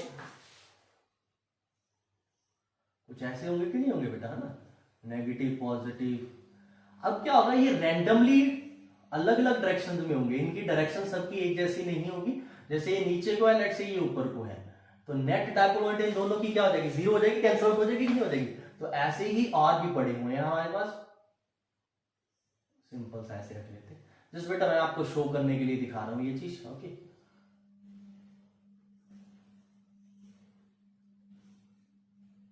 तो कुछ इस तरह से है, एक डाइलेक्ट्रिक स्लैब है, ठीक है। हमने क्या डाइलेक्ट्रिक मीडियम की एक स्लैब बना ली है, लेट्स सी डाइलेक्ट्रिक मीडियम की स्लैब बना ली है। उस स्लैब के अंदर अगर नॉन पोलर एटम्स होंगे तो कुछ इस तरह से दिखेगा, पोलर एटम्स होंगे तो कुछ इस तरह से दिखेगा। क्लियर है बेटा। तो अब क्या होगा, नॉर्मली तो क्या है बेटा, ये चार्ज को कंडक्ट नहीं करेंगे क्योंकि इनके पास कोई फ्री इलेक्ट्रॉन्स नहीं है बेटा, है ना। देखो नेट इलेक्ट्रिक फील्ड इसकी भी जीरो होने वाली है, डायपोल मूवमेंट इज जीरो, तो ये कोई इलेक्ट्रिक फील्ड नहीं सेटअप करेगा।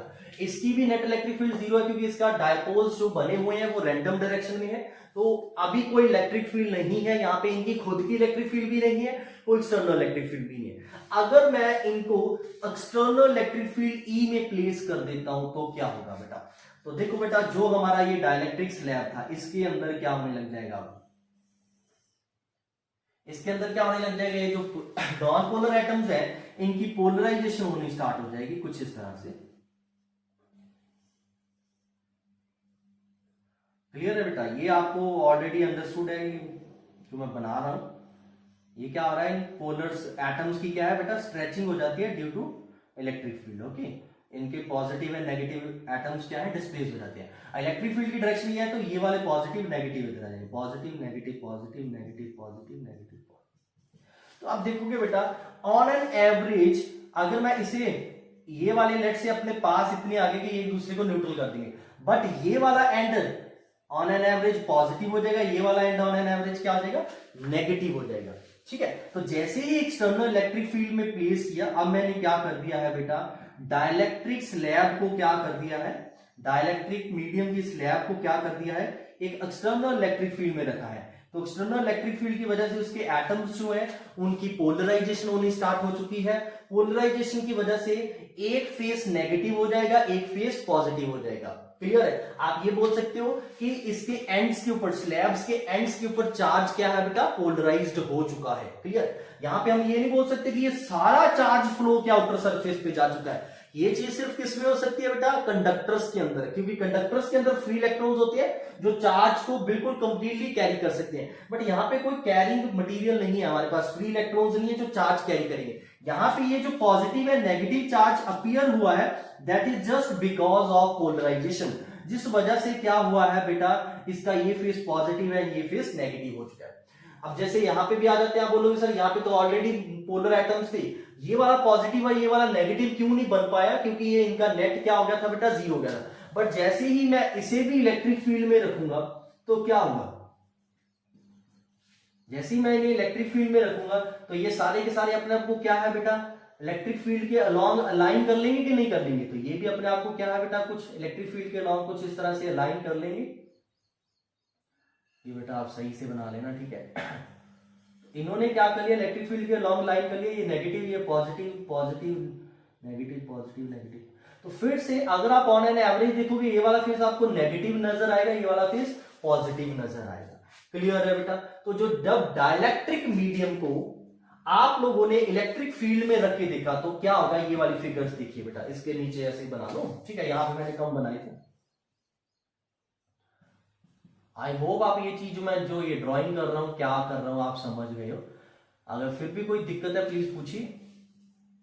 तो टॉर्क एक्सपीरियंस होगा एक्सटर्नल इलेक्ट्रिक फील्ड की वजह से, जिस वजह से वो क्या है बेटा, अपने आप को अलाइन कर लेंगे, ठीक है, along the direction of electric field. इस वजह से क्या हुआ है बेटा, ठीक है, आप देखोगे ये जो नेगेटिव चार्ज, ये वाला नेगेटिव चार्ज टोटली, ये वाला नेगेटिव चार्ज टोटली, हम ऐसे नहीं बोलेंगे, इस फेस के ऊपर आ चुका है, ठीक है। कंडक्टर्स के अंदर क्या हो गया था, सारा नेगेटिव चार्ज इस फेस के ऊपर आ गया था, positive charge in the direction of electric field drift कर गया। यहां पे चार्ज ड्रिफ्ट नहीं कर रहा बेटा, यहां पे चार्ज जो है पोलराइज्ड हो रहा है। वो क्यों हो रहा है, क्योंकि ये एटम्स क्या है बेटा, स्ट्रेचिंग होने की वजह से क्या हो गया, ये वाला नेट फेस क्या है, पॉजिटिव है, नेगेटिव है। जैसे इस पिक्चर में भी देखोगे, लेट से ये इतने क्लोज आ गए कि ये एक दूसरे को कैंसिल आउट कर रहे हैं, नेगेटिव पॉजिटिव, बट ये नेगेटिव और ये पॉजिटिव तो नहीं ना एक दूसरे को कैंसिल आउट करेंगे। तो इस वजह से ये वाला जो लेफ्ट हैंड है हमारा, नेट नेगेटिव अपीयर होगा, ये वाला क्या है, पॉजिटिव अपीयर होगा। सेम चीज यहाँ पे है। तो जब आप डाइलेक्ट्रिक्स को इलेक्ट्रिक फील्ड में प्लेस करते हैं तो क्या होता है बेटा, आपके पोलराइजेशन हो जाती है, जहां फिर आपके पोलर एटम्स या मॉलिक्यूल्स जो है वो अपने आप को along the direction of electric field align कर लेते हैं। क्लियर है बेटा? ओके, जस्ट आपको डाइलेक्ट्रिक्स की प्रॉपर्टीज बता रहा हूं यहां पे। ओके, तो इस वजह से क्या होगा, ये वाला फेस हमारा पॉजिटिव होगा, ये वाला फेस नेगेटिव हो गया। ओके, ये है इलेक्ट्रिक फील्ड ई, ठीक है, एक्सटर्नल इलेक्ट्रिक फील्ड ई अप्लाई किया हुआ है मैंने। ओके, तो अब क्या होगा बेटा, ये जो फेस है ये नेगेटिव फेस है, ये पॉजिटिव फेस है। क्लियर है? इसके ऊपर minus q p charge polarised हो गया, इसके ऊपर plus q p charge polarised हो गया। ओके, और अगर इस लैब का आप देखोगे, लेट्स से ये एरिया ए है, ठीक है, तो polarised charge per unit area को क्या आप क्या बोल दोगे, सिग्मा पी। सिग्मा पी का मतलब है polarisation charge, polarised charge density, surface charge density. ठीक है, सरफेस चार्ज डेंसिटी पता है ना बेटा, surface charge density, charge distributor per unit area, है ना। तो यहां पे क्या हुआ है, जैसे इलेक्ट्रिक फील्ड में रखा हमने, तो ये डाइलेक्ट्रिक स्लैब जो थी बेटा, पहले इसके आउटर सरफेस पे कोई चार्ज नहीं था, इसके इनसाइड कोई इलेक्ट्रिक फील्ड की बात नहीं हो रही थी, ठीक है, आउटसाइड कोई इलेक्ट्रिक फील्ड की बात नहीं होती, क्योंकि नेट चार्ज क्या था, जीरो था। लेकिन जैसे ही इसको इलेक्ट्रिक फील्ड में रखा तो क्या हो गया, इसके इधर और इधर negative and positive atom, left hand पे नेगेटिव आ गया, इधर राइट हैंड पे पॉजिटिव चार्ज अपीयर हो गया। अब मैं ये नहीं बोल रहा कंप्लीटली चार्ज फ्लो हो चुका है, तो अगर कंप्लीट चार्ज फ्लो हो जाता लाइक कंडक्टर, तो इनसाइड इलेक्ट्रिक फील्ड क्या हो जाती, जीरो, क्योंकि जितनी एक्सटर्नल इलेक्ट्रिक फील्ड है उतनी इंटरनल इलेक्ट्रिक फील्ड क्रिएट हो जाती। बट यहां पे ऐसा नहीं होगा बेटा। ओके, तो एक यहां पे polarise surface charge density define किया, एक होता है पोलराइजेशन बेटा। पोलराइजेशन को आप ऐसे भी डिफाइन कर सकते हो, polarisation is defined as dipole movement setup per unit volume. Unit volume of dielectric slab में कितनी डाइपोल मूवमेंट सेटअप हुई है उसे आप क्या बोल सकते हैं, पोलराइजेशन। देखो डाइपोल मूवमेंट को आप क्या लिख सकते हो, charge q p into volume. Volume क्या लिख सकते हो, ए। लेट्स से इस डाइलेक्ट्रिक स्लैब की थिकनेस डी ले लेते हैं हम लोग एक बार, तो ये क्या हो जाएगा, volume sorry dipole movement sorry q p into क्या हो जाएगा, डी हो जाएगा बेटा, अपॉन क्या हो जाएगा, वॉल्यूम। वॉल्यूम को क्या लिख सकते हैं, सरफेस एरिया इंटू डी लिख सकते हो बेटा, यहां से डी और डी लिख सकते हो। ये क्यू पी बाई एरिया को क्या लिख सकते हो, सिग्मा पी। तो इसका मतलब है polarisation p is equals to polarised surface charge density sigma p. ठीक है, ये टर्म्स जरूर याद रखनी है बेटा, आपको क्वेश्चन पूछे जा सकते हैं। तो सबसे पहले देखो बेटा, जो पहले मैंने डाइलेक्ट्रिक्स की बात की, डाइलेक्ट्रिक्स को जब इलेक्ट्रिक फील्ड में प्लेस किया जाता है तो वो कैसे बिहेव करते हैं। क्लियर है? तो उस क्या होता है, जब उन्हें इलेक्ट्रिक फील्ड में रखा जाता है तो उनके सरफेसेस के ऊपर क्या है बेटा, चार्ज पोलराइज्ड हो जाता है। ठीक है, वो चार्ज जो है एक तरफ नेगेटिव एक तरफ पॉजिटिव हो जाएगा, चार्ज पोलराइज्ड हो जाएगा। और हमने यहाँ पे polarized surface charge density define किया sigma P, that is charge polarized upon area. ठीक है, स्लैब का एरिया कितना है जहां पे चार्ज पोलराइज्ड हुआ है। ठीक है, नेक्स्ट पोलराइजेशन का मतलब होता है डाइपोल मूवमेंट पर यूनिट वॉल्यूम। डाइपोल मूवमेंट को क्या लिख सकते हो, charge into distance between the charges लिख सकते हो ना, डी, अपॉन वॉल्यूम को क्या लिख सकते हो बेटा, surface area A into D. Okay, D से डी कैंसिल आउट होगी, सिग्मा पी। तो पोलराइजेशन इज इक्वल टू क्या हो चुका है, sigma P, surface charge density ही हो चुका है। ठीक है, अब ये जो पोलराइजेशन होती है ना बेटा, पोलराइजेशन पी, एक और चीज होती है यहां पे देखो, इनसाइड इलेक्ट्रिक फील्ड कितना होगा, इस कंडक्टर के अंदर इलेक्ट्रिक फील्ड कितना होगा। देखो बेटा, एक तो एक्सटर्नल इलेक्ट्रिक फील्ड है हमारे पास ई। ठीक है, यहां पे क्या होगा, इस डायरेक्शन में ये पॉजिटिव एंड है, ये नेगेटिव एंड है, तो पॉजिटिव से नेगेटिव एंड की तरफ एक इलेक्ट्रिक फील्ड सेटअप हो जाएगी कि नहीं हो जाएगी। इसे मैं बोलूंगा पोलराइज्ड इलेक्ट्रिक फील्ड। इसे क्या मैं बोलूंगा, पोलराइज्ड इलेक्ट्रिक फील्ड। तो नेट इलेक्ट्रिक फील्ड यहां पे क्या हो जाएगी, net electric field will be equals to, अगर मैं इसे बड़ा मान रहा हूं तो ई माइनस ई पी होगा। ठीक है, और डायरेक्शन क्या हो जाएगी, हो जाएगी। तो net electric field E n, net electric field E n will be equals to, जो आउटसाइड इलेक्ट्रिक फील्ड है माइनस क्यों कर दिया, क्योंकि ये पोलराइज्ड इलेक्ट्रिक फील्ड जो है ये ऑपोजिट डायरेक्शन में। अब कंडक्टर्स में क्या हुआ था, जो ये inside electric field charge induce की वजह से, ये चार्ज की वजह से प्रोड्यूस हुई थी, वो इक्वल एंड ऑपोजिट होने के कारण ये नेट इलेक्ट्रिक फील्ड क्या बन गया था वहां पे, जीरो। बट यहां पे ये जीरो क्यों नहीं बना बेटा, क्योंकि कंप्लीटली सारा चार्ज सरफेसेस के ऊपर फ्लो नहीं हुआ है, यहाँ पे जस्ट क्या हुआ है, पोलराइजेशन की वजह से यहाँ पे पोलराइज चार्ज अपीयर हुआ है। क्लियर है? हम अभी नहीं, ये नहीं बोल सकते इसके इनसाइड नेट चार्ज 0 है। क्लियर है बेटा ये चीज? ओके, यहाँ पे कंपैरेटिवली ये नेगेटिव चार्ज हो गया है, ये पॉजिटिवली चार्ज फेस हो चुका है। ठीक है, जिस वजह से यहाँ पे एक electric field inside the material setup हो जाएगी जो होगी opposite to applied electric field. तो नेट इलेक्ट्रिक फील्ड यहाँ पे क्या होने वाली है, E माइनस ईपी होने वाली है बेटा। ओके, ये जो पोलराइजेशन है, एक तो पोलराइजेशन जो है ये सरफेस चार्ज डेंसिटी की इक्वल होगी, और ये जो पोलराइजेशन है directly proportional to net electric field होगा बेटा। मतलब जितनी ज्यादा नेट इलेक्ट्रिक फील्ड सेटअप होगी उतनी ज्यादा पोलराइजेशन यहाँ पे होगी। दूसरी चीज, पोलराइजेशन यहाँ पे इसको रिप्लेस कर दिया जाता है, ये क्या था, चाई बोल देते हैं इसे। इसका मतलब होता है इलेक्ट्रिक ससेप्टिबिलिटी। इसका मतलब होता है इलेक्ट्रिक ससेप्टिबिलिटी,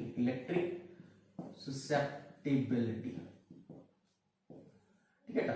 बेसिकली ये क्या होता है, इलेक्ट्रिक ससेप्टिबिलिटी क्या बताता है, मॉलिक्यूलर लेवल पे अभी हम जो पोलराइजेशन में आपको दिखा रहा था कैसे होती है ना, मॉलिक्यूलर लेवल पे कोई भी मटेरियल कितना इजीली, कोई भी एटम मॉलिक्यूल कितना इजीली पोलराइज्ड हो सकता है या नहीं हो सकता। ठीक है, तो उसको ज्यादा हम फिजिक्स में डिटेल में नहीं खींचते। तो ये प्रॉपर्टी क्या है, मॉलिक्यूलर लेवल पे चली जाती है कि कितना इजीली किसी गिवन एटम या मॉलिक्यूल को पोलराइज्ड किया जा सकता है। ओके, और यहाँ पे एक अपसाई नॉट आ जाएगा बेटा इंटू ई नॉट। ठीक है, तो ये चाहिए होता है। अब साई नॉट आपको पता ही है बेटा, इलेक्ट्रिकल परमिटिविटी जो आप पहले ही बता चुके हो। कोई भी मीडियम किसी भी इलेक्ट्रिकल प्रॉपर्टी को, इलेक्ट्रिक फील्ड को कितना परमिट करता है वो हमें यहां से ही पता लगता है ना, इलेक्ट्रिकल परमिटिविटी से। तो पोलराइजेशन जो है that is sigma, sorry epsilon naught chi into net electric field. ठीक है, पोलराइजेशन की वैल्यू हमारे पास ये आ चुकी है। तो यहां से इसका मतलब सीधा सीधा सिग्मा पी की वैल्यू भी हमारे पास यही बन चुकी है। क्लियर है बेटा? ओके, तो अब यहां पे अब मैं आपके लिए छोटी सी, ये आपने दिमाग में रखनी है चीजें। ठीक है, ये चीजें आपको न्यूमेरिकल्स या ऑब्जेक्टिव पॉइंट से यूज की पूछी जा सकती हैं। प्लस आपके सब्जेक्टिव क्वेश्चन में आपको पोलराइजेशन का मतलब पूछा जा सकता है। पोलराइजेशन क्या होता है, इलेक्ट्रिक पोलराइजेशन आप बोल सकते हो इसे। तो जब आप एक डाइलेक्ट्रिक मीडियम को इलेक्ट्रिक फील्ड में रखते हो, then dipole movement setup per unit volume of the medium is called polarisation. Clear है बेटा? ओके, बेसिकली पोलराइजेशन में होता क्या है, एटम्स जो है, नॉन पोलर एटम्स जो होते हैं वो पोलर एटम्स में कन्वर्ट हो जाते हैं, और पोलर एटम जो है along the direction of electric field align कर लेते हैं, जिस वजह से हमारे सरफेसेस के ऊपर negative and positive charge appear हो जाता है। But this negative and positive charge जो होगा बेटा, ध्यान रखना है हमने, ये जो नेगेटिव एंड पॉजिटिव चार्ज होगा, ये ऐसा नहीं है कि सारा चार्ज आउटर सरफेस पे आ गया जस्ट लाइक कंडक्टर्स, यहाँ पे ऐसा नहीं होने वाला है। ठीक है, अगर सारा चार्ज हो जाता है कंडक्टर की तरह, इसके अंदर भी नेट इलेक्ट्रिक फील्ड 0 हो जाती। ये सारा चार्ज क्यों नहीं हुआ है, क्योंकि वहां पे था बेटा इलेक्ट्रॉन्स सरफेसेस के ऊपर आ जाते थे, चार्ज कैरिंग कंडक्टर्स जो चार्ज कैरियर जो होते थे वो सरफेसेस के ऊपर आ जाते थे। यहां पे क्या है, एटम्स की पोलराइजेशन होने की वजह से ये एंड नेगेटिव हो जाएगा, ये एंड पॉजिटिव हो जाएगा। ओके, पोलराइजेशन पढ़ चुके हैं, पोलराइजेशन को आप ऐसे भी डिफाइन कर सकते हो, ये चीज भी है। ठीक है, तो अब मैं आपके पास एक रिलेशन बनाने वाला हूं, रिलेशन बिटवीन डाइलेक्ट्रिक कांस्टेंट। सबको याद होगा डाइलेक्ट्रिक कांस्टेंट क्या होता है बेटा, डाइलेक्ट्रिक कांस्टेंट जो के डिफाइन किया था कूलम्स लॉ में, एंड इलेक्ट्रिक ससेप्टिबिलिटी,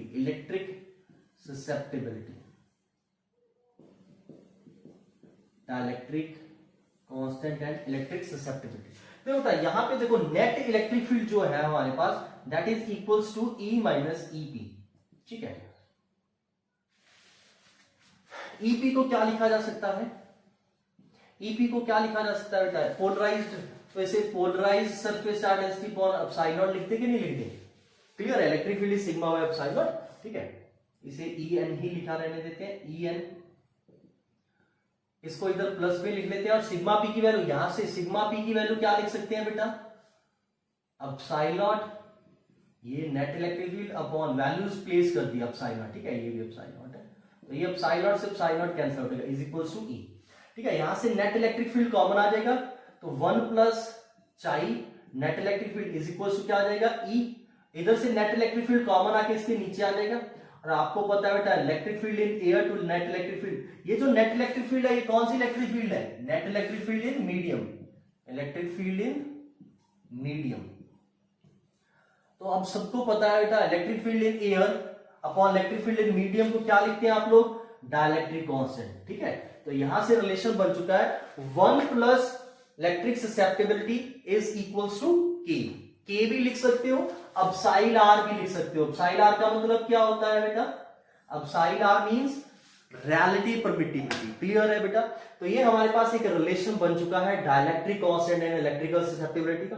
ऑब्जेक्टिव्स में कई बार ये काम आता है, तो प्लीज इसे याद रखिए। क्लियर है, तो यहां पे हमने पढ़ा है डाइलेक्ट्रिक्स को जब इलेक्ट्रिक फील्ड में प्लेस करती है तो क्या होता है। ठीक है, चार्ज पोलराइज्ड हो जाता है उसके सरफेस के ऊपर बेटा, चार्ज पोलराइज्ड हो जाता है उसके सरफेस के ऊपर, जिस वजह से उसके अंदर एक पोलराइज्ड इलेक्ट्रिक फील्ड सेटअप हो जाती है। ये जो पोलराइज्ड इलेक्ट्रिक फील्ड है ये एक्सटर्नल इलेक्ट्रिक फील्ड के ऑपोजिट है, जिस वजह से वहां पे नेट इलेक्ट्रिक फील्ड सेटअप हो जाएगी। And that net electric field हमेशा हमें पता है, अगर डाइलेक्ट्रिक कांस्टेंट के अकॉर्डिंग डिफाइन करना है तो नेट इलेक्ट्रिक फील्ड इज जितनी एक्सटर्नल इलेक्ट्रिक फील्ड है डिवाइडेड बाय के क्या है, डाइलेक्ट्रिक कांस्टेंट। क्लियर है बेटा, नेट इलेक्ट्रिक फील्ड। और नेट इलेक्ट्रिक फील्ड को ऐसे भी लिख सकते हो, external electric field minus EP भी लिख सकते हो, ऐसे भी लिख सकते हो इसे। ईपी का मतलब है पोलराइज्ड इलेक्ट्रिक फील्ड, तो वो आगे मैंने आपको बता ही दिया है सब कुछ। तो यहां पे हमने देखा है डाइलेक्ट्रिक्स को जब इलेक्ट्रिक फील्ड के अंदर रखते हैं तो उसके इनसाइड कभी भी इलेक्ट्रिक फील्ड जीरो नहीं होती और उसका सारा चार्ज फ्लो नहीं होता बेटा। क्लियर है, ये चीज का ध्यान रखना है आपने। मेटल्स या कंडक्टर्स के लिए अलग चीज है, डाइलेक्ट्रिक्स अलग है, तभी तो ये कंडक्टर से डिफरेंट है ना बेटा। These are non conducting materials, ये कंडक्ट नहीं कर पा रहे हैं। यहां पे तो अलग चीज हुई है, जब इन्हें इलेक्ट्रिक फील्ड में रखा तो क्या हो गया था, पोलराइजेशन हुई है, जिस वजह से चार्जेस पोलराइज्ड हो गए हैं सरफेसेस के ऊपर, जिस वजह से एक इलेक्ट्रिक फील्ड सेटअप हो गया उनके इनसाइड। तो आप ऐसे बोल सकते हो ये चार्ज को फ्लो कंडक्ट करवा सकता है। इन्हें यूज कैसे करेंगे, आप लोग कैपेसिटर्स पढ़ने वाले हैं तो मैं इन्हें पहले इसीलिए बता रहा हूं ताकि आप एक इनकी प्रॉपर्टीज के गो थ्रू हो जाए। ठीक है, तो इसका मतलब है अगर हम एक डाइलेक्ट्रिक्स को प्लेस करते हैं कहीं पे भी तो इनके अंदर इलेक्ट्रिक फील्ड क्रिएट की जा सकती है ना, बट हमें क्या करना पड़ेगा, आउटसाइड इलेक्ट्रिक फील्ड क्रिएट करनी पड़ेगी। अभी मैं आपको एक चीज और बताने वाला हूं, इसी डाइलेक्ट्रिक मीडियम्स के रिगार्डिंग ही बताने वाला हूं। ठीक है, पोलराइज्ड चार्ज जो हमने पढ़ा था, polarised charge on dielectric slab, dielectric slab placed between two parallel plates, two parallel charge plates। हमारे पास क्या है बेटा, हमारे पास दो चार्ज प्लेट्स हैं लेट्स से। ठीक है, दो चार्ज प्लेट है, ये मैं ना बेटा जो आपके आगे काम आने वाली चीजें वही बता रहा हूं। ये प्लस क्यू चार्ज है लेट्स से, इसके ऊपर उतना ही नेगेटिव चार्ज है, तो क्या होगा अब आप सब चीज पढ़ चुके हो ये, तो बेटा चीजें जो पढ़ के आए हो ना पिछले पार्ट में वो ऐसे भूलनी नहीं है आपने, ऐसा ना हो कि आप भूल जाओ, हर बार नहीं याद दिलानी मैंने। ठीक है, एक प्लेट के ऊपर पॉजिटिव सरफेस चार्ज है, दूसरे पे नेगेटिव है, इधर और इधर इलेक्ट्रिक फील्ड जीरो हो जाएगी, इनसाइड इलेक्ट्रिक फील्ड रहेगी और inside electric field E will be equals to क्या होने वाला है, सिग्मा बाय एप्सिलॉन नॉट। ठीक है, सिग्मा को क्या लिख सकते हो, Q upon A epsilon naught. A का मतलब है ये इसका एरिया ए। क्लियर है बेटा ये चीज। ओके, नेक्स्ट, तो अब हमने क्या किया है, इन दोनों प्लेट्स के बीच में एक डाइलेक्ट्रिक स्लैब प्लेस कर दी। मैंने क्या कर दिया है, एक डाइलेक्ट्रिक स्लैब प्लेस कर दिया कुछ इस तरह से। और अब आपको पता है ये एक्सटर्नल इलेक्ट्रिक फील्ड जो इस इन प्लेट्स ने क्रिएट की हुई है, ई इलेक्ट्रिक फील्ड जो क्रिएट की हुई है, उस वजह से इनके ऊपर क्या है, इधर माइनस क्यू पी आ जाएगा, इधर प्लस क्यू पी आ जाएगा। क्लियर है, और इस वजह से यहां पे क्या आ जाएगा, पोलराइज्ड इलेक्ट्रिक फील्ड सेटअप हो जाएगी। और यहाँ पे जो नेट इलेक्ट्रिक फील्ड होगी वो इस डायरेक्शन में होगी, which will be equals to क्या होगा, एक्सटर्नल इलेक्ट्रिक फील्ड माइनस जो पोलराइज्ड चार्ज के कारण ऑपोजिट डायरेक्शन में सेटअप हो चुकी है। तो ये चीज अब तक पढ़ भी चुके हैं। अब हमने ये क्यूपी निकालना है बेटा, क्यूपी कितना होगा इन टर्म्स ऑफ क्यू। और लेट्स से इसका डाइलेक्ट्रिक कांस्टेंट की है, मीडियम का डाइलेक्ट्रिक कांस्टेंट क्या है, डाइलेक्ट्रिक स्लैब का डाइलेक्ट्रिक कांस्टेंट कितना है बेटा, लेट्स से k है। ओके, तो अब हमें क्यूपी पोलराइज्ड चार्ज की वैल्यू निकालनी है इन टर्म्स ऑफ k। तो अब कैसे करेंगे, देखो बेटा देखो अब हमारे पास जो है यही रिलेशन उठा लेते हैं, net electric field is equals to E minus E p. Clear है, इसे क्या लिखा जा सकता है, नेट इलेक्ट्रिक फील्ड को आप क्या लिख सकते हो, एक्सटर्नल इलेक्ट्रिक फील्ड बाय के लिखा जा सकता है, is equals to E minus E. E को ई ही लिखा नहीं देते, माइनस ईपी। ईपी को क्या लिखा जा सकता है बेटा, sigma P bye epsilon not. Clear है, ये पहले भी पढ़ चुके हैं आप लोग।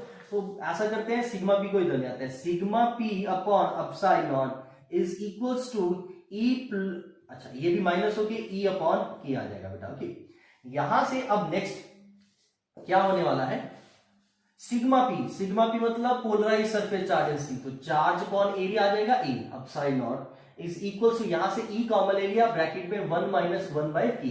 बेटा ये ई कौन सी है, जो इलेक्ट्रिक फील्ड ये क्रिएट किया है, इसको मैं ऑलरेडी लिख चुका हूं क्यू अपॉन ए एप्सिलॉन।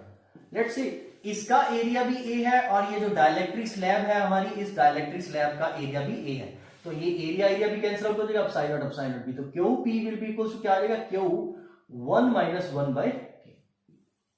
तो पोलराइज चार्ज जो होगा डाइलेक्ट्रिक स्लैब के ऊपर, गिवन दैट दोनों का जो एरिया है आपस में पैरेलल पड़े हुए हैं ऐसे, ठीक है, दो पैरेलल प्लेट्स है, बीच में डाइलेक्ट्रिक स्लैब रखी हुई है, उस डाइलेक्ट्रिक स्लैब का सरफेस भी इन प्लेट्स के पैरेलल है, और इसका जितना सरफेस एरिया उतना ही डाइलेक्ट्रिक स्लैब का एरिया है। तो जो डाइलेक्ट्रिक स्लैब के ऊपर चार्ज पोलराइज्ड होगा दैट विल बी क्यू, जो इन प्लेट्स के ऊपर है, जो इलेक्ट्रिक फील्ड क्रिएट कर रहे हैं, 1 माइनस 1 बाय के का मतलब है dielectric constant of dielectric medium. Clear है, तो ये भी आपका ऑब्जेक्टिव पॉइंट से इंपॉर्टेंट है बेटा, कई बार ऐसा क्वेश्चन पूछा जा सकता है, तो आपने ध्यान रखना है वहां पे। इस फॉर्मूला की लिमिट्स देखना है, सबसे पहले ये पैरेलल प्लेट्स होनी चाहिए बेटा, क्यू जो है वो चार्ज है, एक प्लेट के ऊपर अगर प्लस क्यू है, दूसरी के ऊपर माइनस क्यू होना चाहिए, तभी ये इलेक्ट्रिक फील्ड कुछ इस तरह से सेटअप हो जाएगी। आप लोग ट्राई कर सकते हो, अगर इसके ऊपर प्लस क्यू, इसके ऊपर प्लस क्यू, तो आपको पता है इनसाइड नेट इलेक्ट्रिक फील्ड क्या होने वाली है, जीरो होने वाली है, फिर तो डाइलेक्ट्रिक की कोई स्टडी नहीं होगी, क्योंकि डाइलेक्ट्रिक की जो स्टडी है वो after placing it in electric field काम आती है, ठीक है, क्योंकि डाइलेक्ट्रिक वैसे नॉन कंडक्टिंग है, उसको एज इट इज कोई यूज नहीं कर सकते हम लोग, बट जब उसे इलेक्ट्रिक फील्ड में प्लेस करते हैं तो उसका बहुत ज्यादा रोल रहता है बेटा।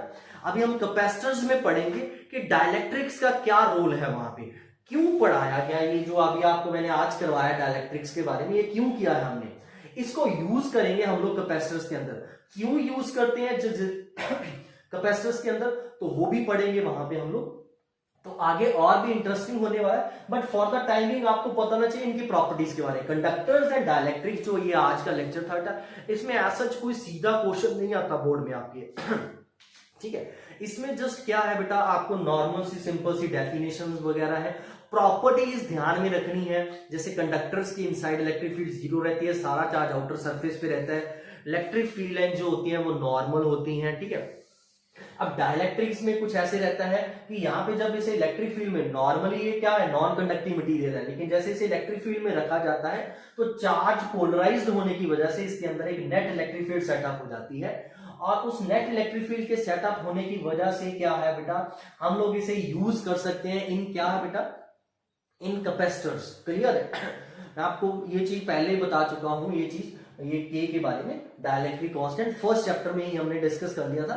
ओके, तो वहां पे अगर आपको के की नई नॉलेज, एक बार फिर से उस नोट्स के गो थ्रू हो जो वहां पे नोट्स बनाए थे उन दिनों में, इसके बारे में पता करो अभी डाइलेक्ट्रिक कांस्टेंट क्या होता है। मैंने आज यूज भी किया है इसको, electric field in air E upon electric field in medium E n, तो उनकी रेशियो को डाइलेक्ट्रिक कांस्टेंट या एप्सिलॉन रिलेटिव परमिटिविटी भी बोल दिया जाता है ये, ठीक है। तो यहाँ पे मैंने आपको एक तो इलेक्ट्रिक ससेप्टिबिलिटी टर्म नहीं डिफाइन किया आपके लिए, तो ये इलेक्ट्रिक ससेप्टिबिलिटी क्या होती है कि कोई भी जो डाइलेक्ट्रिक या नॉन कंडक्टिंग मीडियम है, मॉलिक्यूलर लेवल पे एक्सटर्नल इलेक्ट्रिक फील्ड को कितना एक्सेप्ट कर रहा है, कितना इजीली वो पोलराइज्ड हो रहा है due to external electric field, ठीक है।